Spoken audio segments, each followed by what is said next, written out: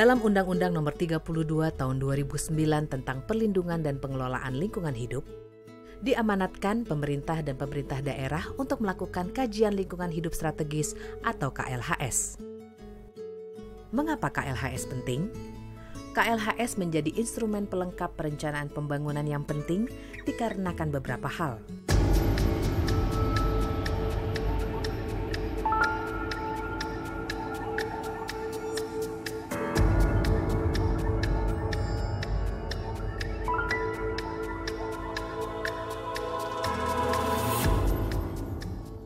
Pertama, kebijakan, rencana, dan atau program yang ada tidak antisipatif terhadap berbagai krisis dan bencana lingkungan yang terus-menerus terjadi.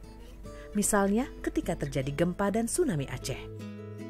Pemerintah diharuskan membuat suatu blueprint rekonstruksi dan rehabilitasi pasca bencana. Saat itu barulah disadari bahwa kebijakan, rencana, dan atau program kita sama sekali tidak mengantisipasi bencana yang begitu besar. Yang kedua, instrumen pengelolaan lingkungan hidup yang ada saat ini perlu dilengkapi. Misalnya ketika rencana mitigasi dampak dari suatu proyek tidak proporsional dengan besarnya dampak yang ditimbulkan dari proyek tersebut. Ketiga, kebanyakan kebijakan, rencana, dan atau program tidak berwawasan pembangunan berkelanjutan yang menyebabkan banyaknya timbulnya masalah lingkungan. Misalnya kebijakan mendorong industri pulp di masa lalu yang menyebabkan booming industri ini tanpa memikirkan dampak lingkungan yang ditimbulkan dari kebijakan ini. Keempat, saat ini dirasakan perlu adanya terobosan instrumen perencanaan untuk bisa mengarus utamakan pembangunan berkelanjutan, dikarenakan banyaknya kepentingan berbagai sektor ekonomi serta munculnya dampak otonomi daerah terhadap kerusakan lingkungan hidup. KLHS telah cukup lama berkembang di dunia.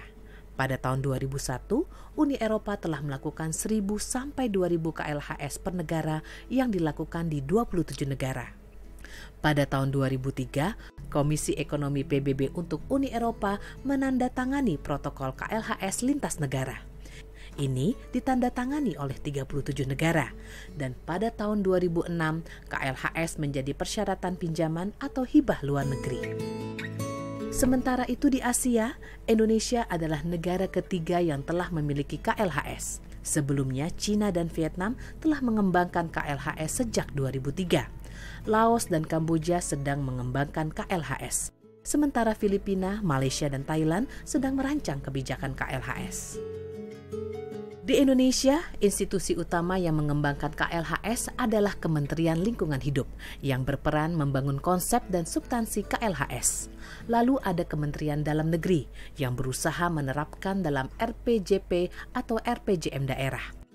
Serta Bappenas yang berusaha menerapkan KLHS dalam RPJP atau RPJM nasional. Kementerian lain yang juga memiliki keterkaitan erat dengan KLHS adalah Kementerian Pekerjaan Umum untuk KLHS bidang penataan ruang dan Kementerian Kehutanan untuk KLHS perubahan peruntukan kawasan hutan. Lalu, apa yang dimaksud dengan KLHS? KLHS atau Kajian Lingkungan Hidup Strategis adalah rangkaian analisis yang sistematis, menyeluruh, dan partisipatif untuk memastikan bahwa prinsip pembangunan berkelanjutan telah menjadi dasar dan terintegrasi dalam pembangunan suatu wilayah serta kebijakan rencana dan atau program. Dalam KLHS ada dua komponen penting yang harus selalu diingat oleh para pembuatnya, yaitu yang pertama proses analisisnya itu sendiri. Proses analisis ini melibatkan partisipasi masyarakat dan para pemangku kepentingan. Dan yang kedua, rekomendasi yang dihasilkan dari analisis tersebut yang harus masuk dan terintegrasi dalam kebijakan, rencana, dan atau program. Dalam melakukan KLHS, terdapat 4 filosofi penting. Pertama, self-assessment. Self-assessment penting dilakukan karena berdasarkan pengalaman, mainstreaming atau pengarus utamaan dari suatu kajian bisa terjadi jika yang melakukan assessment adalah para pembuat kebijakan itu sendiri. Filosofi yang kedua adalah perbaikan proses perencanaan atau planning process improvement. KLHS dalam hal ini hendaknya tidak dilihat sebagai sesuatu yang baku, tapi hendaknya dianggap sebagai upaya untuk memperbaiki proses perencanaan. Filosofi yang ketiga adalah capacity building. Artinya, KLHS dilakukan sesuai dengan kapasitas dan kemampuan pemerintah. Karena ini proses yang terus berlangsung, maka selama itu pula lah akan terjadi proses peningkatan pembelajaran atau pengetahuan. Filosofi yang keempat adalah KLHS haruslah bisa mempengaruhi suatu keputusan. Artinya, rekomendasi yang dihasilkan dari KLHS harus masuk dan terintegrasi dalam kebijakan, rencana, dan atau program. Walaupun mekanisme pelaksanaan KLHS di Indonesia tidak berkiblat pada KLHS di negara tertentu, namun minimal dalam melakukan KLHS di Indonesia harus ada 3 langkah berikut. Pertama, mengkaji pengaruh kebijakan, rencana, dan atau program terhadap kondisi lingkungan hidup di suatu wilayah. Kedua, merumuskan alternatif penyempurnaan kebijakan, rencana, dan atau program. Dan yang ketiga, merekomendasikan perbaikan untuk pengambilan keputusan kebijakan, rencana, dan atau program yang mengintegrasikan prinsip pembangunan berkelanjutan. Lalu, apa saja yang termuat dalam KLHS?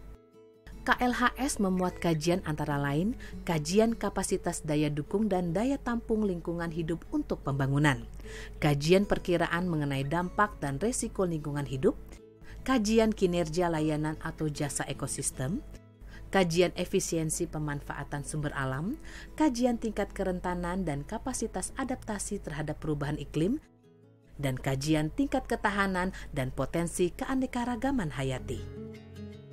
Juga harus diingat bahwa KLHS harus dilaksanakan dengan melibatkan masyarakat dan pemangku kepentingan, dan hasil KLHS harus menjadi dasar bagi kebijakan, rencana, dan atau program dalam satu wilayah.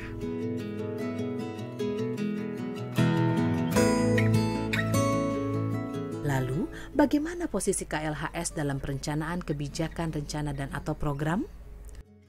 Harus diingat bahwa KLHS bukanlah alat pemecahan masalah di lapangan yang turun begitu saja dari langit. KLHS akan selalu melekat pada kebijakan, rencana, dan atau program. Oleh karenanya, KLHS bersifat membantu dalam proses perencanaan kebijakan, rencana, dan atau program.